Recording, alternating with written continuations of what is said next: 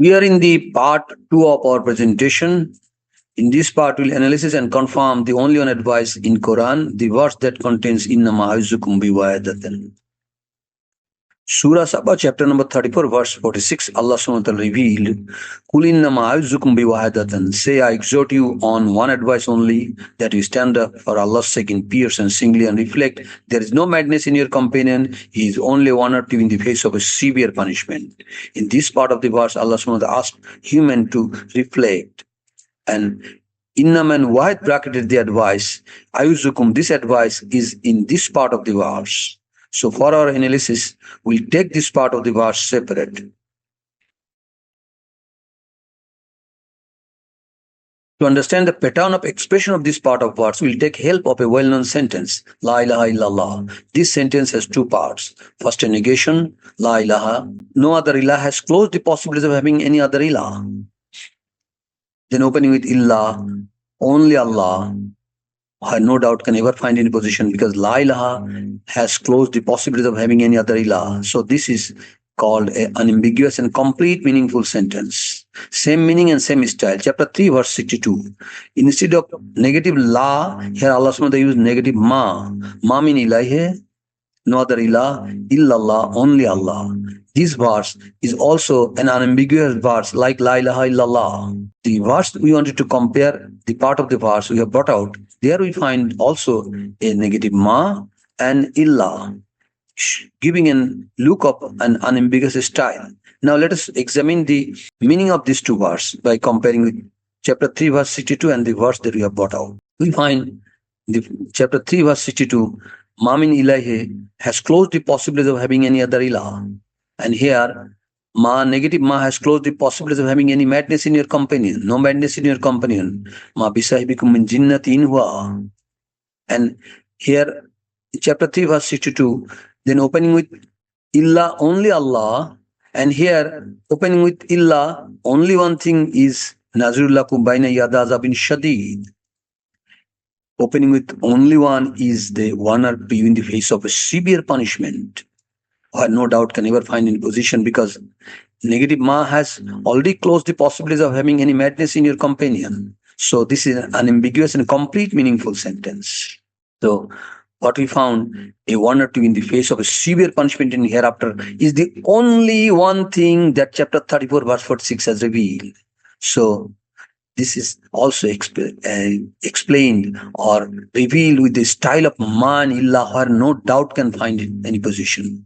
So only one advice in chapter 34 verse 46 has clearly revealed a warner to you in the face of a severe punishment. We see that Allah subhanahu wa ta'ala mentioned warning of hereafter as only one advice, clearly indicating his desire to identify those who have followed his advice. That chapter 34 verse 21 reveals Allah subhanahu wa ta'ala's sole intention only to know who truly believes in hereafter, who is in doubt about it. Ma kana alayhi min sultani. He had no authority over them. Illa li nalama. Only wanted to know who believe in hereafter, who is in doubt about it. These unambiguous words begin with negative ma, closed all other possibilities except opening with illa. Only wanted to know is not found in the Quran except this.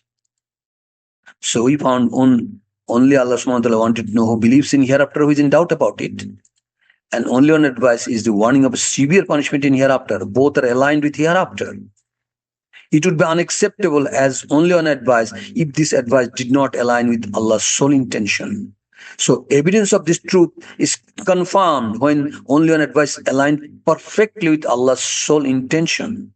So this alignment is the strongest justification of accepting the warning of hereafter as only one advice.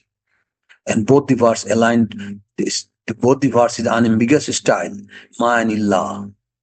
And Allah subhanahu wa ta'ala clear text written, innama aizukum biwahadatan. Still question arises, if this is only one advice, what about other advice and instructions of the Quran?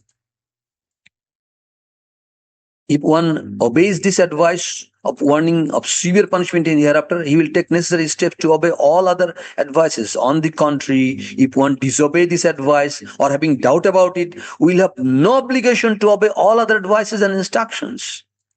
So people may fail to understand oneness and uniqueness of this advice of punishment in hereafter, which serves as a reminder that this not only smaller like mustard seed, the very intention of human heart will be accounted for upon returning to Allah. So each and every actions of humans are linked with hereafter. We can see by a diagram.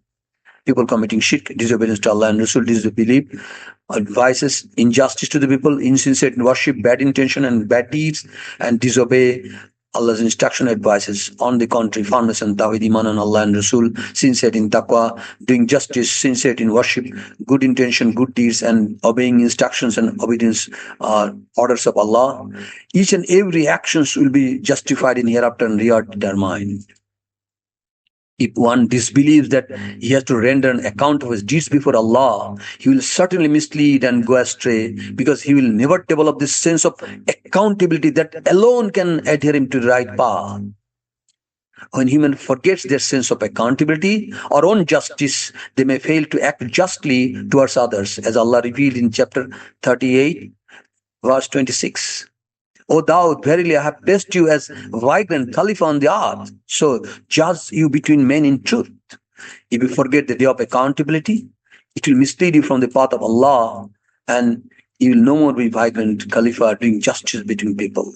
When humans forget their sense of accountability, they may fail to fulfill their role as Allah's Khalifa, vibrant on earth, ultimately missing the purpose of creation.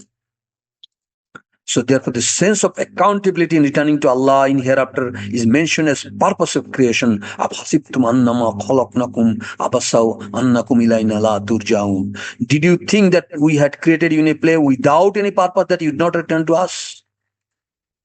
So return to Allah in hereafter is not merely a faith. Commentators say it is human sense of responsibility before Allah is the concise expression of sum total of the whole affairs.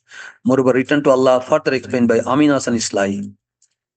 Return to Allah reminds that one has surely come from Allah before. There is no question of return. So one is sent here by Allah, and to Him alone one returns after death. Thus one has got no reason to accept any other ilah except Allah.